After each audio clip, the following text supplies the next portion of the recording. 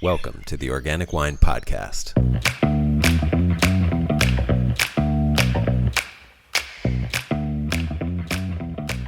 Hello, this is Adam Huss coming to you from Los Angeles. Thanks for listening.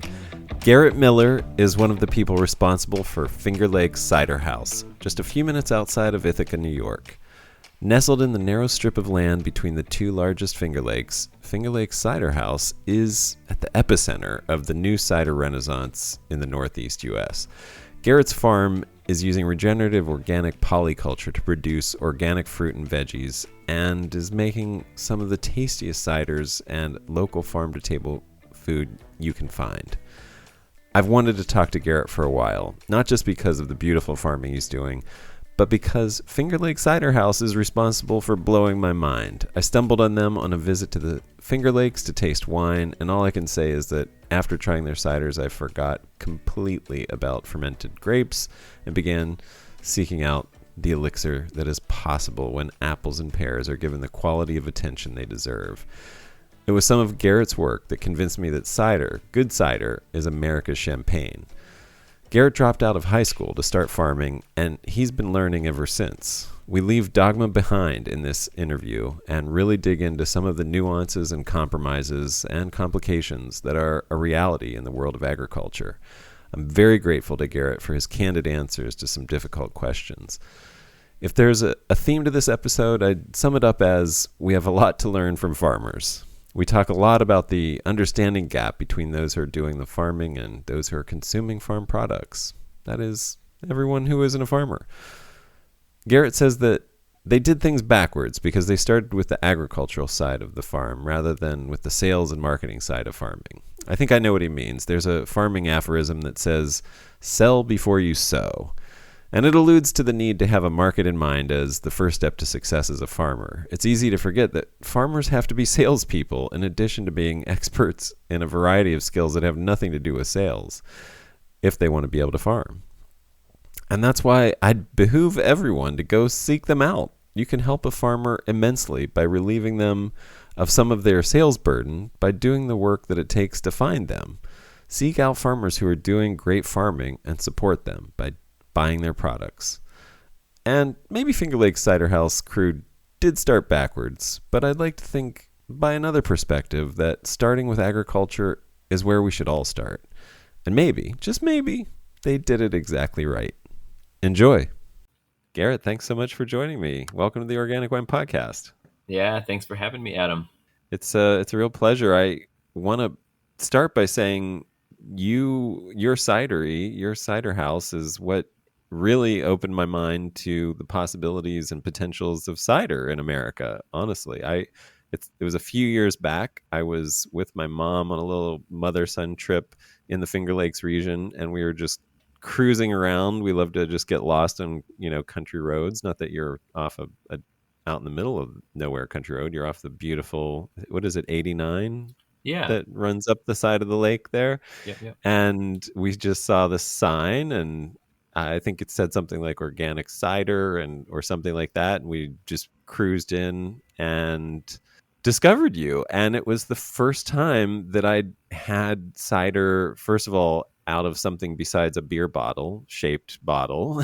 And it was the first time that I realized, oh my gosh, there's like different varieties of cider specific apples, and you can do all different styles from, bone dry to full sweet and everything in between. And there's a whole palette, just like with wine grapes, where you have all different kinds of grapes that you can use to create your sparkling wine. I guess, if you're in Champagne, you've got 3 different varieties that you're doing. And then now just in unlimited, you can make sparkling from anything and it changes the flavor. And anyway, it just blew my mind. And the quality of your cider was amazing as well. It was like, this was just unlike anything I'd ever had. And I've been a cider lover ever since. And it's opened my world. So thank you for that. Yeah, that's super sweet to hear. I appreciate that. That makes the struggles worth it. I think that we find that that's one thing we can help provide is some sort of that aha moment for people with cider, or sometimes with organic farming or farm to table food. and that is what it's all about for us. So that's very cool. Yeah, glad that And happened. yeah, and you brought up those other aspects of what you're doing, which are the other reasons that I really admire what you're doing. And I just remember the first time I visited, uh, I was one of the things that I was like, okay, these guys have something going on. Was you had your young turkeys that were, I'm sure being raised for Thanksgiving, um, just in a little fenced-in region under some of the orchard trees there. So I forget what's right outside the tasting room there, but you had them in the they were just in there foraging around in the grass and having a wonderful, delightful day out in the sunshine and long grass and living amongst the trees. And then just visited recently, just a couple weeks ago. Sorry I missed you when I Oh, was there. cool. Yeah, Actually, yeah. yeah, I think we just happened to stop by when you had stepped out, but noticed also you're sort of interplanting and sort of doing a polyculture thing where you have asparagus growing between the peach trees. And so I love that whole integrated thing. It's you guys are not just a cider house. You really are this farm to table. I mean, when we were there recently, we were eating, I can't even remember everything we ate, but essentially all the ingredients were from there or from very local to there. Is that right? Do you want to talk a little bit about what everything that you're doing, because there's so much going on there? It is. Yeah, and we don't really have a strong marketing arm, so sometimes it's hard to tell the story of everything we're doing. We're often just wrapped up in actually doing those things, and could probably spend more time telling people what what we are doing. Well, hopefully But this will be an opportunity. yeah, so we started as a farm, or just as a couple of young people trying to figure out how to farm, and probably 13 years ago, and started out doing a lot of different things with cropping, with vegetables, with small livestock, raising cattle, farming with horses for the better part of a decade, trying to figure out how to make a living as a small farm. So evolving from farming to cider making as we were planting apple trees and kind of making that evolution of what do you do with your agricultural products once you produce them? How do you have stability in bad agricultural years? So getting into the manufacturing side of making cider and now wine from there, and then that rapidly turning into a whole hospitality education and learning curve for us. So having the farm open 362 days a year, so 7 days a week, having tens of thousands of people come here, visit us a year, and try all the various things that we're making from agricultural products, and including a farm to table menu. I struggle with whether or not it's called a restaurant at this point, but it used to be a little charcuterie board, and now it's a serious food place 7 days a week. And so we have food element, drink element. We have people can now stay on the farm overnight. People come do music shows, and on and on. So we're kind of doing it almost backwards of the way people would recommend one start a business like this now, where um, we started with the agricultural side, which is often the most difficult and least financially rewarding, and moving toward the sales side. Right. Well, what percentage, for example, in the restaurant, we'll call it a restaurant, restaurant slash tasting room, of the ingredients come from right there on the property or within 5 miles from there? Yeah, that's a great question. That so coming from the farming background, or that being the initial inspiration to start the place, where we're pretty crazy about sourcing local food for the menu. To the extent, I guess the first year we started, it was 100% from our local Finger Lakes region, which was awesome, but became a little limiting when you wanted black pepper and olive oil. So we loosened up a little bit, and the food has improved, I think, because of that. So I haven't weighted or metriced it, but it's got to be above 90%. So all of the dairy that we use, and cheeses, and all of the meats, and in fact all of the grain and bread. We're surrounded by some organic farms that have access to a local mill, and local bakeries, so they can turn organic local grains into baked goods, and so our menu is heavily focused on those things, breads and cheeses and meats and pickles and fruit, because those are the things that organic farmers in this area are readily growing. Right. So yeah, a lot, maybe above 90%. So some oils, some spices might come from beyond the Finger Lakes, but Yes. Yeah, we the do a little staples are olive bowl, things like that, things that we think are a nice touch to add in. gotcha. Yeah. Haven't figured out how to do like a greenhouse Olive Grove type situation Not there yet. yet. Not yet. I'm sure I'm sure it's possible, but Yeah. I would not want to attempt it. Um, so and what got you started? Was it cider that was your inspiration, or was it just farming in general? I mean, was this whole farm part of the original vision, or did it grow from cider, or did cider grow out of the farm vision? How what came first? Yeah, definitely cider grew out of the farm vision. So, and the farm Oh, vision okay.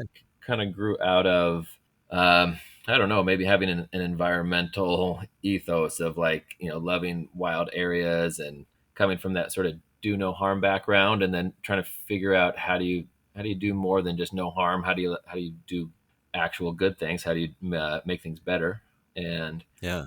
thinking agriculture could be a good path toward that, and just really enjoying agricultural lifestyle. So starting as a farm, and then the farm, the pathway was really figuring out what would do well on the specific site that we were on. So we started with a blank slate, a big open cornfield, which led to apples, because we were just kind of excited about tree agriculture, and from apples, Mm. cider, and on and on. Every year is just more decision making. You guys are growing some unexpected things. Like are you growing turmeric? We have on and off over the last Okay. decade. This year, no turmeric, but we are still growing ginger. We've probably grown ginger maybe Yeah. 10 times. Oh, that's amazing. Yeah, so a mixed cropping of sort of specialty vegetables, probably 4 or 5 different types of fruit with lots of variety. We try to do some keep livestock as part of the farm, as a kind of an important driver of fertility and energy into the farm, and Yeah. heavy focus on perennials. We're really into perennial agriculture. And what's your background? How did you get into this? Are you from that area? You Yeah, I have a someone recently asked me to write a bio, and that was challenging, because I started working on this when I was 22. uh, So that was like 13 years ago. And so I haven't, besides doing this is like the sum total of my working life. Uh, your experience is this. yes, pretty much. That's what I wrote. I was like, this is pretty much all I've ever done. Um, I, Well, so you're a true farmer in that sense, in the old school sense of yeah. yeah, Go on. Sorry.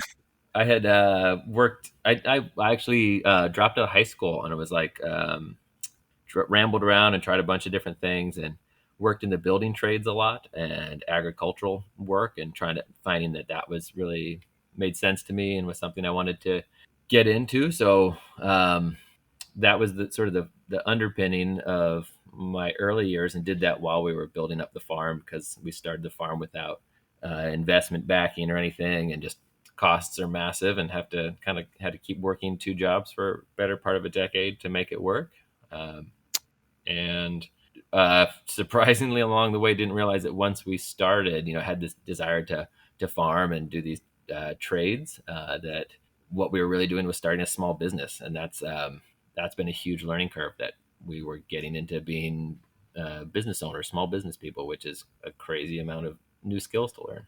Right. Very different than agricultural production, the Totally, yeah. sales. Yeah, I mean, I think that's common thread with people who fall in love with wine making, cider making, farming. Yeah. There's, it's yeah.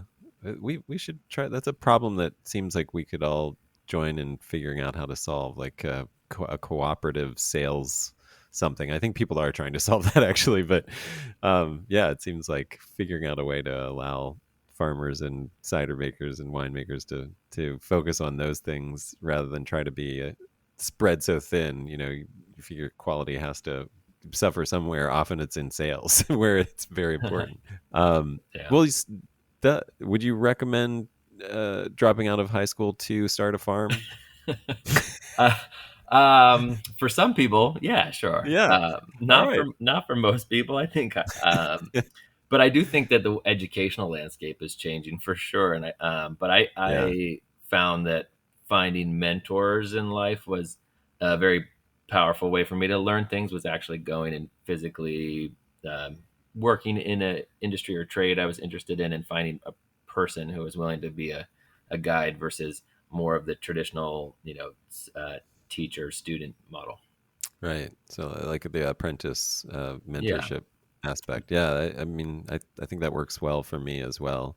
I and mean, there's only so much you can learn by yourself, right? I mean, there's more yeah. now with the internet and YouTube and all of the information that, you know, is generously shared by people online. But it still sometimes doesn't apply directly to what you're specifically working on. Yeah, and I definitely recommend spending more time getting mentored than I did getting started. Probably doing like 4 or 5 years of mentorship before jumping into a very multi generational long term project was more than I bargained for, and I'm sure people. I mean, I think as a first generation farmer, well, there's a couple generations skipped. There's like most folks, I guess, we have a ton of farming in our lineage, but not in the last couple generations. I think right. it's sort of a tall order to get started. The agricultural learning curve is the steepest one I've encountered, and that is really would benefit from more of that multi generational passage of skills and knowledge, and particularly of regional knowledge. So I'd recommend Yeah. people spend more time preparing, educating, apprenticing as long as one possibly can. Wow, great. So you brought up a couple things that I wanted to dig into. You brought up stability in bad years, and maybe even before. One of the things that I'm curious about when you are being a local farm to table sourcing, all your staples from a very small region, very local region, hyper local, I think you call it.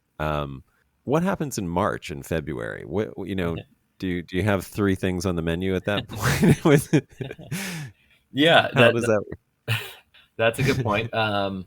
There's a little bit of a dearth in fresh food sometimes, which there's More creative canned ways to things. work around.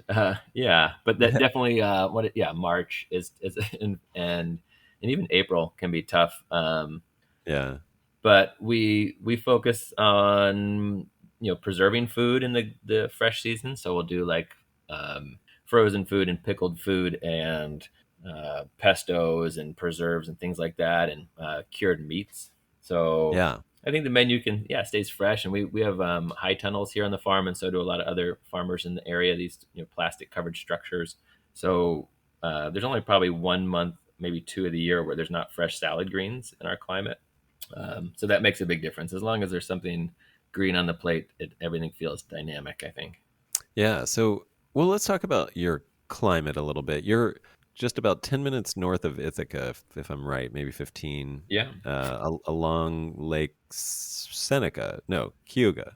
Yep. Cayuga. Yep. Okay. I always thought it was Cayuga, and then I started hearing locals say Cayuga. Yes, And that's how that is how we pronounce it. It's like one, yeah, a blended weird word. um, and so what's it like? Yeah, I mean, you're kind of warm and sticky right now, I think, but generally, you get some pretty wild winters, right? What's it like climate wise there? What do you have to deal with? Yeah, I feel like this is I often liken it to like the Shire in Middle Earth. I think it's a pretty easy living, good place to be Oh, climactically. nice. Um, what 43 degrees latitude. We're around a ton of fresh water. Probably 7% of the world's fresh water, I think, is within a short drive of here with the Finger Lakes and the Great Lakes. So it's and soils are decent. So it's like a very sort of breadbasket area. Winters Wow. are gray and muddy and not too cold. Between 0 and 32 degrees, but Okay. lots of clouds. We're known for being overcast for many months at a time in the winter. hot, Right. humid summers, volatile springs, but beautiful falls for ripening fruit, and particularly apples and grapes. Lovely. Yeah. And so speaking of those volatile springs, you have a lovely Instagram channel. It's always very colorful and, Oh, cool. it gives a nice picture of a slice of life of what's happening. I've been following you guys for a while, and I remember you spraying molasses on peaches because of that late frost last year that was like crazy late. It was like I don't even know Yes. when it was, a June frost almost or something. Do you what is molasses? What can you talk about that? What are some of the things that you've learned and that you have to do to care for the Yeah. orchards? Yeah. We actually had an identical, almost to the day, frost again in that same period where peaches were in full bloom, but the temperatures were just like, I think, 29 instead of 24 degrees. So we were out of the danger zone at that point. Wow. The depending on the phenological stage of those tree buds and flower buds, it's just like a couple degree difference between 10% kill and 90% kill of those buds. So it's for every Wow. fruit grower. I think anywhere where it freezes, everyone is um, has a little bit of a roller coaster ride during bloom time. Wow. But we're startup again, and everything's low tech, and our orchard's kind of small, so we don't have all of the awesome fancy gear that is widely used for frost protection, like wind machines and sprinkler systems and helicopters and whatever crazy things people are able to do. So our options are limited. I have friends who will spend time burning fires and stuff in the orchard and try to create warmth and layers of smoke that are close to the ground. We Smudge have pot tried, like, action. yeah, when there's a couple of degrees that you're trying to protect against, certain sprays might work in your favor. So that when you're talking about, you can change the freezing point of water with sugar and the addition of fish as well. So we'll sometimes put fish in there, or um, and this is when things are really close to frost. If it's really frosting, there's not a lot of options, unless maybe you have like a sprinkler system to really protect things with water, which maybe is in our future. Right. Okay. Um, and then also, not all of your eggs in one basket, I guess.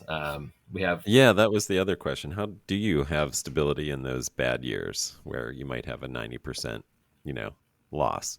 Yeah, that is a really a good question, and we're probably diversified. Almost, we're often finding that we're too diversified, but like a mix of perennials and annuals. So if your perennial spring bloom time isn't going well, annuals, you're still kind of holding those seeds in your hand and can wait till the better times. And animals are always a good balance to perennials. The animals are robust to frost and all that sort of stuff. Uh, Right. the Right. the biggest probably balancer though is the value added side, and in particular stable products like making cider and wine and other alcohols is, I think, developed as a tradition all around the world, but I particularly hear people in Europe talking about it as sort of the ultimate evener out of bad agricultural years. When things are good, you can make a lot of stable products, wine, spirits, and that can last many years through the inevitable bad year, which you should just count on coming, and hopefully it doesn't come too many times in a row. Right. Yeah. Well, yeah, and so so let's talk about your cider making. So you sort of adapted to farming by incorporating cider, and do you want to talk about what you're doing with cider? Like, what's your philosophy and how what kind of ciders you're making? Yeah. Um, so I guess the Finger Lakes is just a fortunate place to find ourselves in for cider making. I think I'm originally from this area, so moving back, just that was the impetus of it, of being here. But we're finding ourselves sort of in the, maybe it's bold to say, but the epicenter of sort of the cider revival in the U.S. And Yeah, we're also just fortunately finding ourselves in an amazing cold climate wine region of the Finger Lakes. And yeah. so, sort of those factors combined have really influenced our cider making. We get a ton of mentorship from winemakers up and down our neighborhood here. So our cider style is a lot like a sparkling wine uh, facility or winemaking style, with sort of an emphasis on champagne style production, which we're now applying to grape wine as well as cider.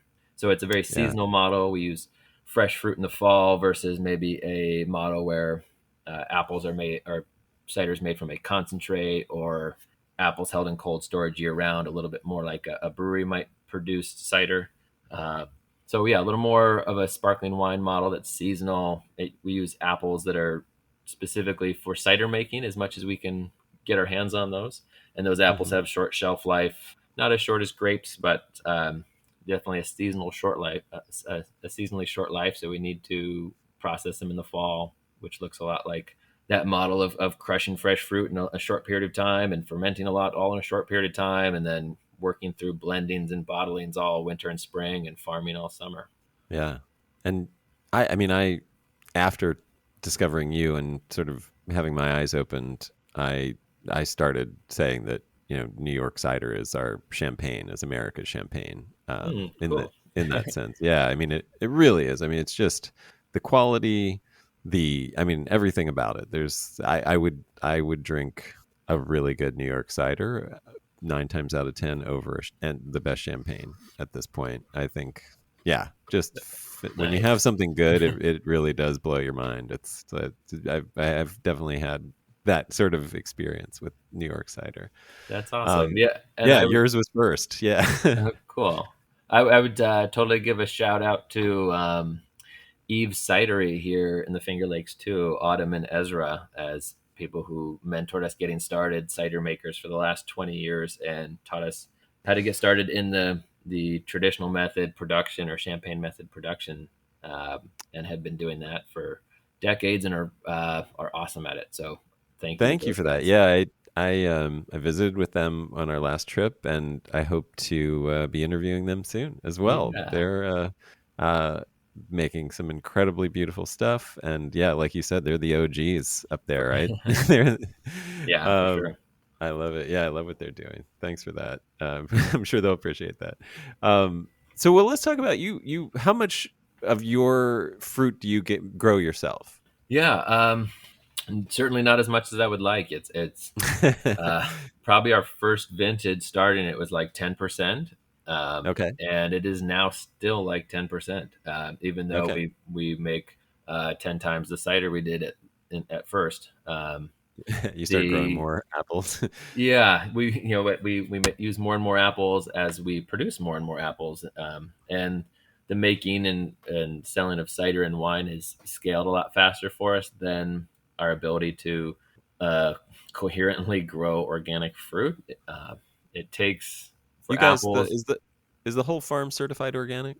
It is, yep. All the animals and ag production, not our value added production, but all the ag production. Right, right. But yeah, so you guys are, I mean, on the farm, the Good Life farm, and it's really beyond organic because you're polyculturing, you're, incorporating animals, you're doing a lot of more regenerative organic farming, actually.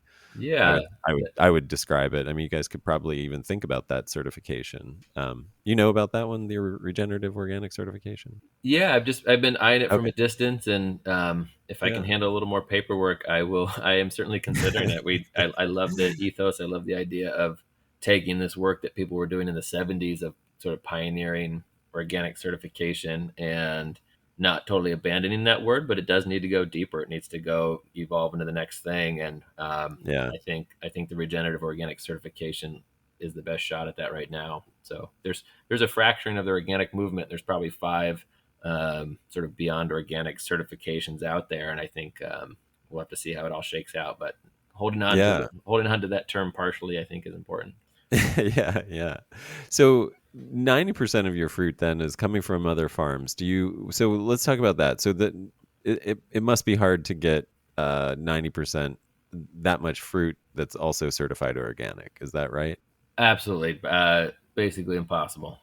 Right. So let's talk about that. Why you guys obviously have your own personal philosophy and ethos about how you want to farm and what you want to do with the world and the land. How do you how do you wrap your heads around sort of giving money to other orchards who don't have the same philosophy? Yeah. Yeah, I think that is a good question. In some sense, it does definitely feels like a compromise.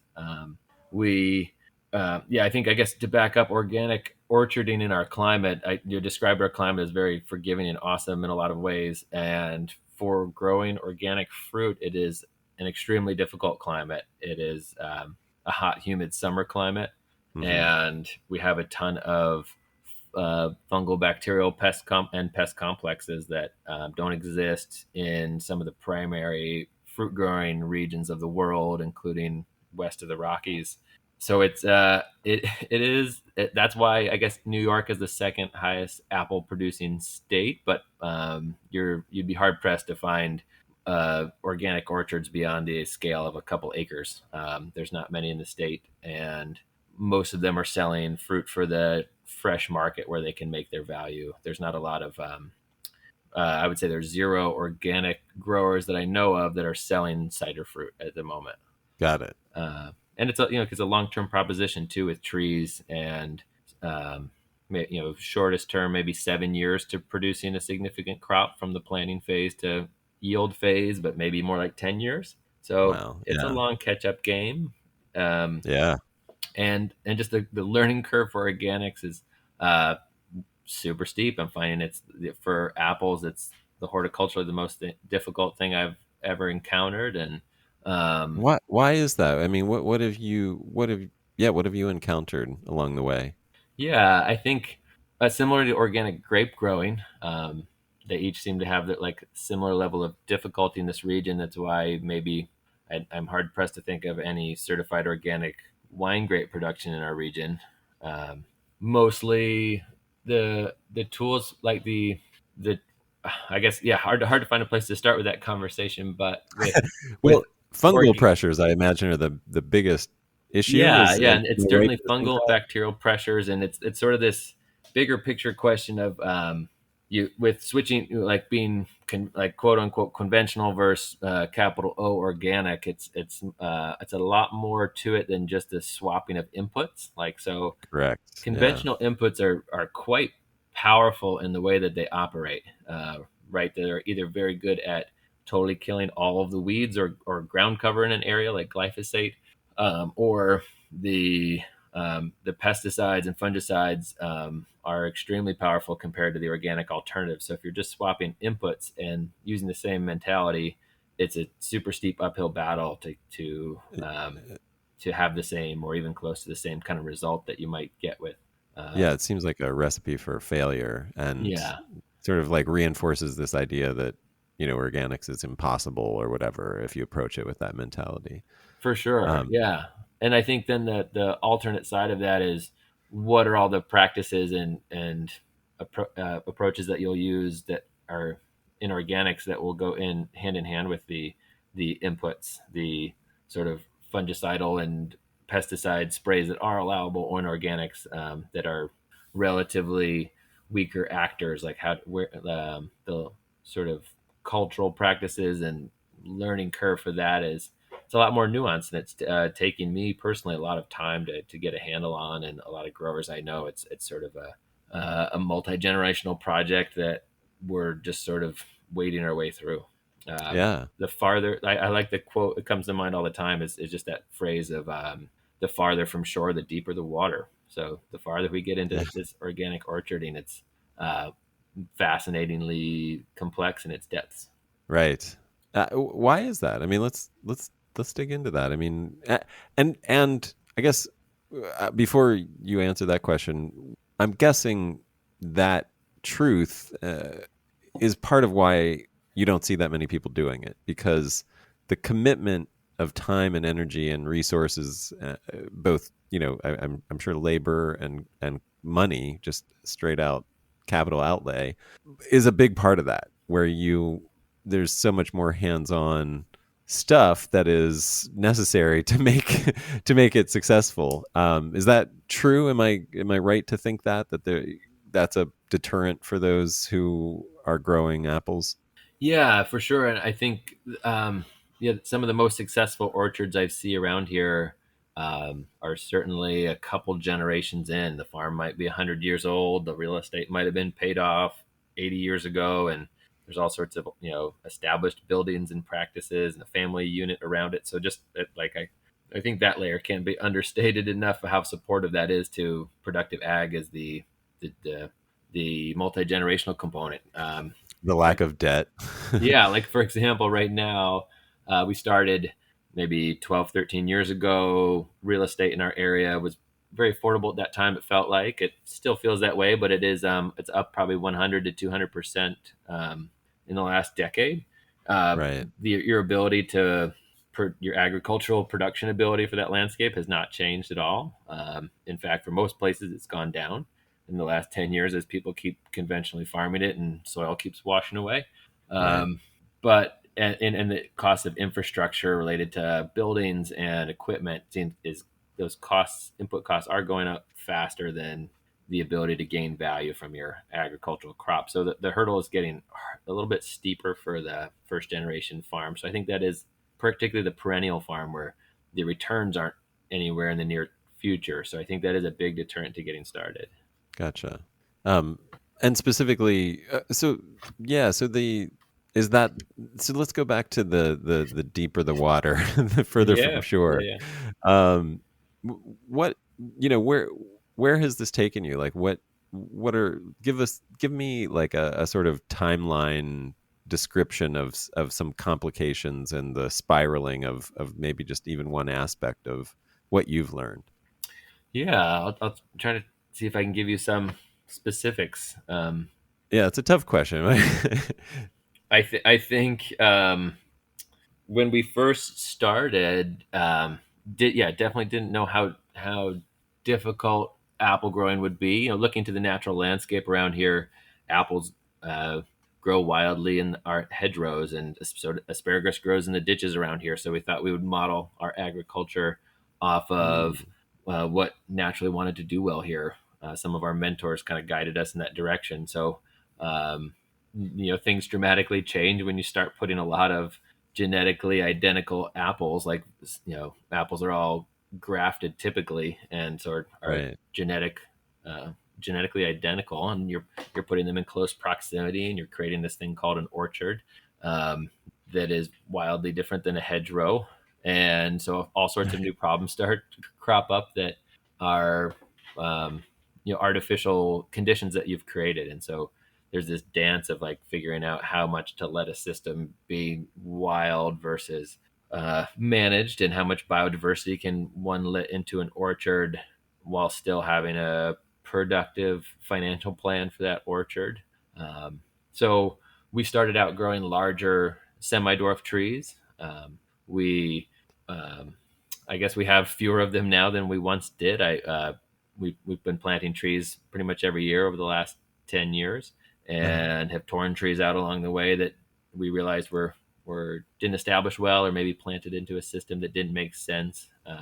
We still have Hmm. some semi dwarfs, but are moving to dwarf tree production more in order to have more nuanced horticultural management of those trees. Um, we've started out, I guess, in that sort of that different spiraling learning curve, managing trees, sort of in that idea of we're gonna swap input for input, and we just went to a pretty far end of the input swapping and wanted to just manage trees with as sort of benign substances as we could. So Michael Phillips, who was on your podcast, has been an awesome mentor of ours, and um, has some phenomenal results with his orcharding techniques and spray applications of things like neem oils and karanja oils and fish, all sorts of Clay, really, right? Like yeah, a right, really nuanced and nutritionally focused and sort of microbiology focused sprays.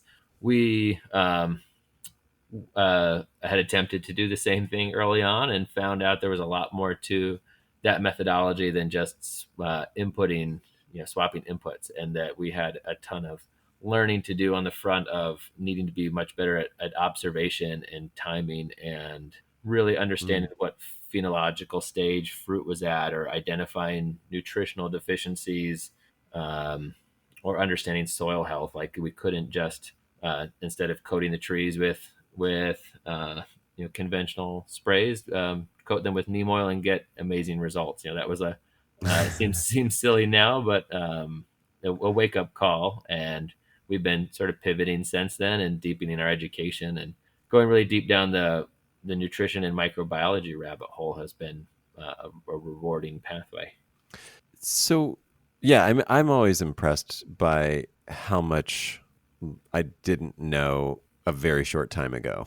Yeah, If yeah, that makes any sense. Like I mean, so we have a little front yard vineyard here, and just about the time that it became productive after so actually it's our second planting. So we planted all one type of grape, and my approach to it was, or I very hands off. So like I'm thinking yeah. organic is just doing very little, realizing it's the opposite because I basically killed the vines by their fourth year, and so I had to rip those out, put in some new ones. Uh-huh. Um, Sounds now very and familiar. Yeah. right around the time, now I'm not making the same mistakes, but I'm making new mistakes. I'm realizing 4 years into this planting, Yeah. I realized I've planted them all. I want to dry farm. Obviously, we live in California, anywhere west of I think the Continental Divide at this point, people should be thinking about conserving water.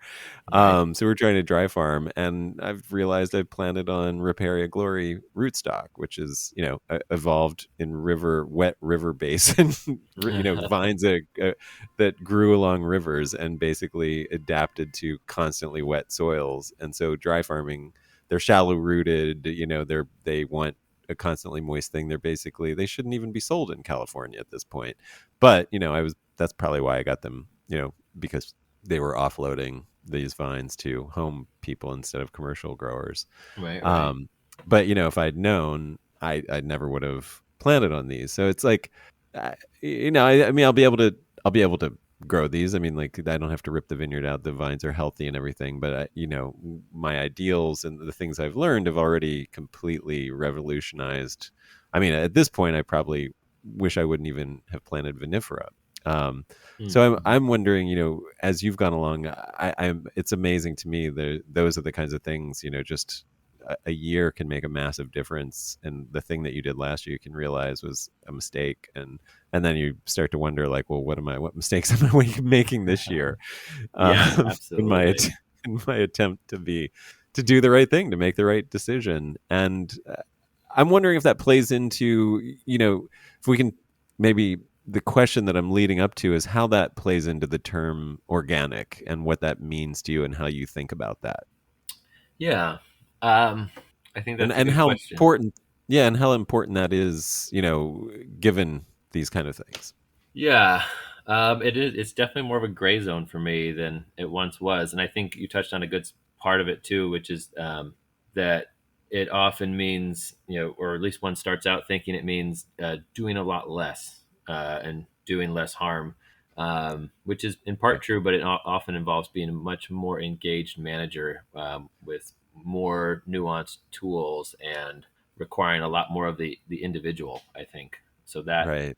that is a serious serious challenge, and I think it is gray and it doesn't apply. Like it's not the necessary standard for everyone or every area, but I do think it is as a strong baseline for as flawed as the organic standard is for the capital O organic standard. It is at least a baseline. There are things that it definitely communicates about what is not allowed uh, in that agricultural production or what you might be consuming. You can be confident that it is not, including a number of substances that maybe are known to be harmful, or that there is a constant push to increase soil health as part of that inspected standard. It's inspected by third party. So Right. it holds a baseline, but it definitely is getting, as most things, the more widely adopted, the more diluted those standards get, and often seems very bureaucratic, and lots of lobbying efforts have pushed the standards downward, and so the kind of the rise of things like regenerative organic seem to be the obvious natural next steps, where there's new focuses put on as sort of time passes and new uh, concerns emerge, there's more focus on the people element of the system in regenerative organic, taking care of agricultural workers, and the climate element of organics is becoming more focused in the regenerative standard. So really focusing on soil carbon and soil health overall, and really writing that into the code. So I think it's um, that all those are in the right direction of things that maybe were part of the original intent of organics, but got diluted from the system. And I think I guess in addition to those standards, there is really no substitute for interacting with farmers, or particularly the people who are your farmers or growing your food, but which is not always possible for people, but is the optimal. The ideal is knowing the people through, whether it's either you know them personally because they live nearby, or in the digital age, maybe they talk to you on podcasts, or you can watch videos, or they have a website or some sort of social media channel, and you can really get a more nuanced handle on the agricultural work that they're doing, because it's not always as cut and dry as organic or not. Yeah, I think Michael Pollan did a really good uh, sort of description of, for example, the carbon footprint of salad, of like lettuce Mm. greens. Like if Hmm. for somebody, since we're in New York right now, for somebody to have a Caesar salad in February in upstate New York, um, could be, even if it's organic, could be like way worse for the environment than anything else. Like, Yeah, totally. than eating like a locally non-organic whatever, it could be grown, because obviously you're not growing romaine lettuce in January in New York, unless you, I don't know, unless you have a really high-tech greenhouse, I imagine. um, Yeah.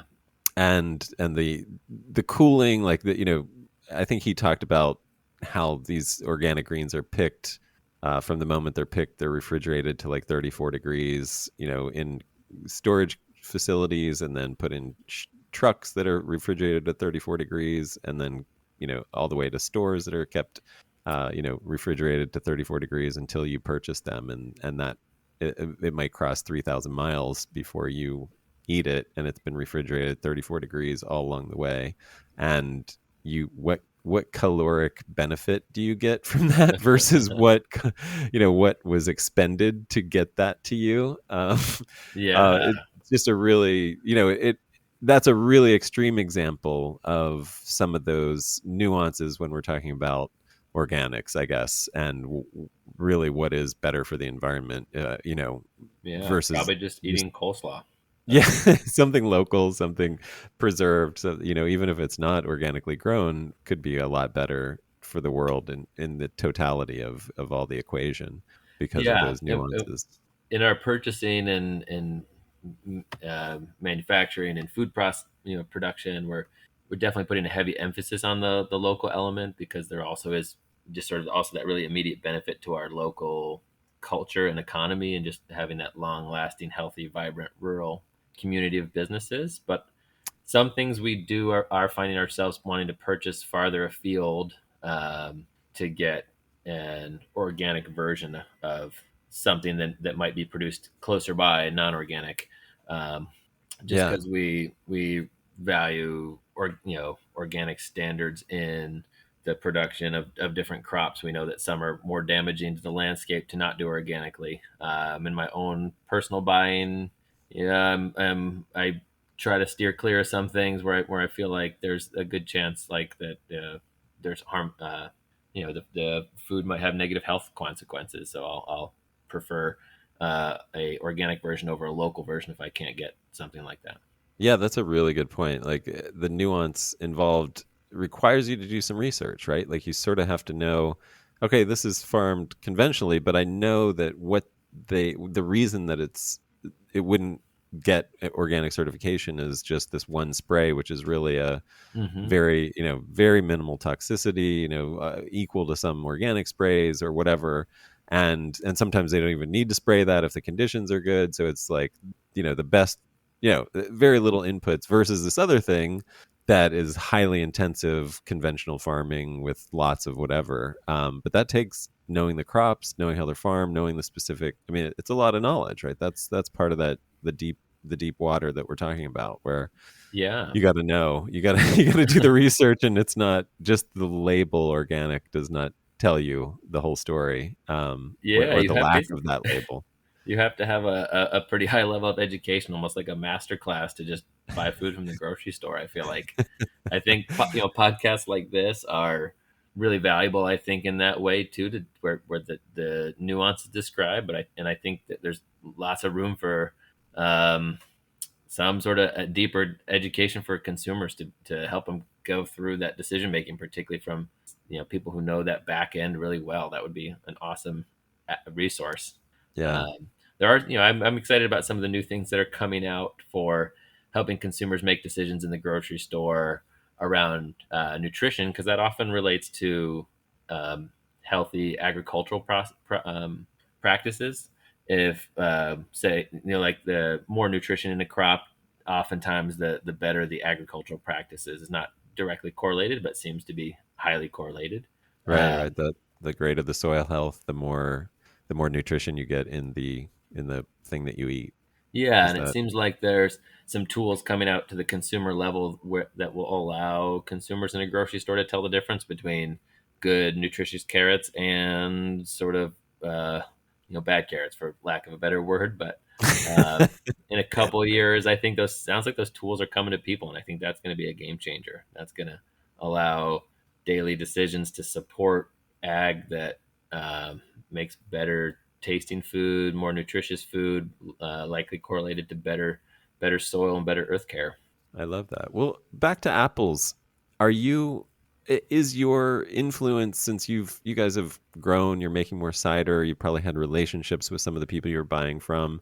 Yeah. Do you see do you have any ability to sort of influence the way that they're farming? Do you try to do that? Is that a priority for you, or how's that play into your purchasing? Yeah, I think it's something I wish we could do more of. It's probably if we were, if we were larger, of a larger buyer, maybe there would be more ability to influence. But at this point, not a ton of ability to influence Yeah. practices, other than maybe influencing the timing of which someone harvests a crop.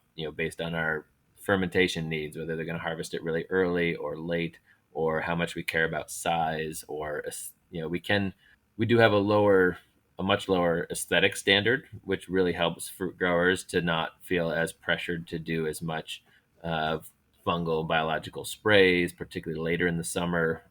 So we can have some really seriously ugly fruit, and are trying to pay people more money for higher quality fruit, which, like, would be higher bricks or more uh, dense fruit that maybe has better phenolics. And so if we pay people more for that fruit, they are incentivized to get that result more often, which, adding a bunch of nitrogen fertilizer and tons of irrigation and getting really large, heavy apples isn't what we're excited to pay for. I think it will slowly change toward maybe more nutrient dense, super delicious, highly fermentable fruits. Yeah, yeah. I mean, it sounds like you're a little bit hampered if you want to make enough cider to meet. It sounds like the demand. You're reliant on other growers. It sounds like, and Yeah. or unless you want to have a team of people foraging the forests of Hmm. New York, which I know some people do that, but that's I think limits what you can do, right? Obviously, as well. Um, so just curious about what where you where your mind is on all of this. Where do you how do you what's your philosophical approach to this holistic view of what you're doing? Yeah. I think in practical terms, we're like, we have another orchard planned for next year that we've been planning for the last 2 years. So we have another 3 acres going in 2022. Um, and aren't making plans beyond that. Our feeling is, like, plant these few acres, um, push the learning curve further, get them to the point of fruiting. understand all the mistakes that we'll inevitably make along the way, and then repeat and do the process again. And try to like take one slow, solid step and avoid taking steps backwards as much as possible. And sort of build that base that maybe other folks beyond us could carry forward. Like, just take that long term approach to perennial crops and organic orcharding in this area. Hopefully, continue to find other growers doing the same thing that we can support by buying their fruit and working with changing changing the paradigm for what is valuable fruit that we can buy, which might incentivize growers at least to a small degree to alter practices. Um, and at the same time, we're doing a whole bunch of that other diversified ag stuff that we think is really really beneficial than just kind of having a strictly apple based farm. We want to have a dynamic uh, agriculture here and bring people to it so they can experience it, and hopefully that makes ripples throughout the decades coming. Is the people visiting that are going on tours or we're chatting with directly, and see if that will trickle into their lives or the farms in their region. Yeah, I mean, it sounds like if somebody wanted to start an organic orchard in upstate New York, they would have buyers at the very least.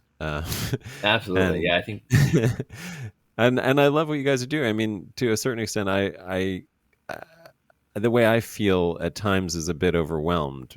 You can't control the choices of the farmers around you. You can't control the choices of any of the consumers around you, and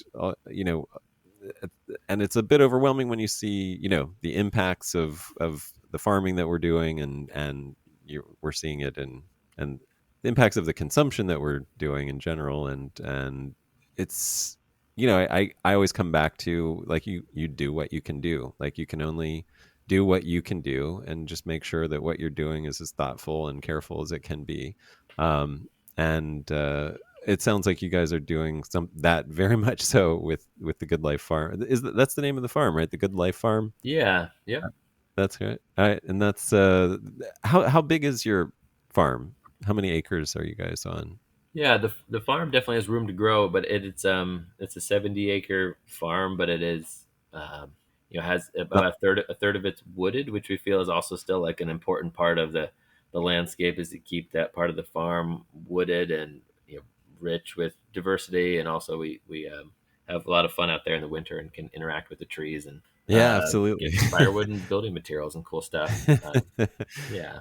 I love that. Yeah. So what and I can definitely recommend anybody cruising by that area to check you out, and if you want some of the best local food, farm to table food, stop by the cidery.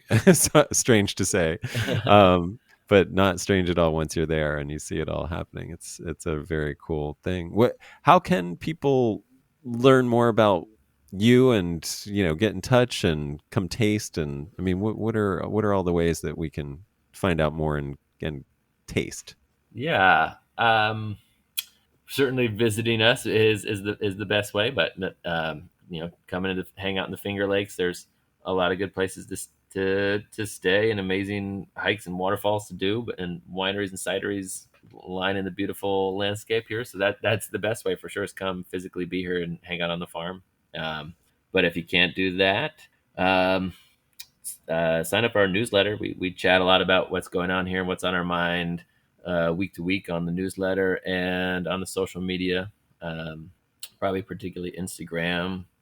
FLX Cider House is the handle. And Yeah.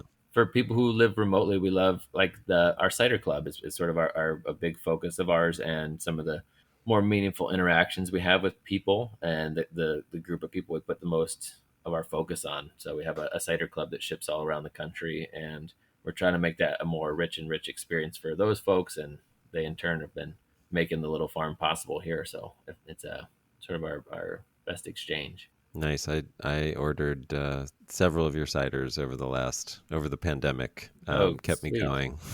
Yeah. Kept me sane. I still have some. I'm curious how you feel about aging cider, Yeah. I think there's a lot to especially be since you're. Yeah, a Yeah, lot I to mean, be because you're figured out. making that champagne style, so I'm curious, you know. Right. Yeah, I think we're finding that certain ciders do age and do get better with time, particularly ones that are made in that champagne style that can sit in tirage in that resting phase for a longer time, where there's still yeast in the bottle and they're kind of gaining in texture and flavor. Uh, Cider is lower in alcohol, than wine by a fair bit, maybe 8%, maybe 9% on average for cider. So those few point differences between wine, it seems like things in the bottle maybe age faster or degrade Okay. faster, however you want to look at it. Like acids and things will degrade a little faster over time. So we're finding certain like the maybe the aging period is shorter. That certain products are not better after 10 years, but were awesome after 3. Um, Got we don't it. have enough Okay. years under our belt to know across the board, but we are finding that a couple years in the bottle and tirage is really nice for a lot of those products. And if we put them into the bottle with a bunch of a little bit higher on the acid side, we have a more balanced product coming out a couple years later, similar to that champagne methodology. Gotcha. Well, look, any parting words? I know I've asked some hard questions, and I know you know this I put you on the spot as somebody to talk about the complications with organic and some of the nuance and difficulties and compromises that are just a reality for those of us who are you know living in the real world. But and I want to thank you for that. Thank you for being open and honest about that. That's really important, I think, to move this forward, to move everybody forward. And so, thank you. Do you have any parting shots? Any words of wisdom? um, I hopefully I answered some of those questions more directly enough. I feel like hopefully it wasn't too vague. I think it is a very gray process and is hard to know a lot about until you get really deep into the weeds and get your hands on it. Um, and so I think for people who aren't farming, it's like the best way is going to be to somehow find agricultural people to spend time with and interact with, whether it's remotely online or in person, because I think we're definitely still surviving day to day based on the work of agricultural people. And I need to spend more time with them myself in life, and should have spent more time with them prior to getting started with our own thing. And I think it just helps shed a lot of light on maybe why things are the way they are in the real physical world. Why are we in the environmental challenges we are, and why don't more people take up a certain pathway of farming? It makes a lot more sense once you get into the weeds. Yeah, and it is. I mean, I do want to acknowledge that it's. I've asked you to do something extremely difficult, which is to talk about uh, uncertainty and the gray areas. It's. I mean, the gray areas are inherently hard to talk about because there's so much nuance and so much complexity to them, and it's especially hard to do it in an hour-long interview. So, thank Yeah. you again for that. And yeah, do you guys take interns there if somebody's looking to offer blood, sweat, and tears in exchange for learning? Yeah, actually thinking about it for the first time next year. Yeah, we have a pretty large team now of probably 20 plus people, and are starting to feel stable enough that we might actually be able to provide a good experience for someone like that wants to do some seasonal work here. Okay, So yeah, so they should just sign up and get in touch and just again pay attention and see what happens. You'll post something, I totally. imagine. Yeah. And Awesome. do you have any questions you wish I had been more specific about or gone into more? No, no. I mean, I like I said, I mean, this topic we could talk and talk and talk, and it Yeah. probably maybe the reality is we could pick one very small thing and just do an hour on one very small aspect of this. But I did want you to be able to talk about the whole picture of what Finger Lakes Cider House is doing, which I think is really beautiful work, and then also address some of these compromises that are a reality of this whole process of being a farmer and being a producer of things. And yeah, so it's tough. But maybe that means we need to have you come back. All in all, though, I think this was great. So thank you. Appreciate it. Yeah, thanks for reaching out. I'm happy to do it.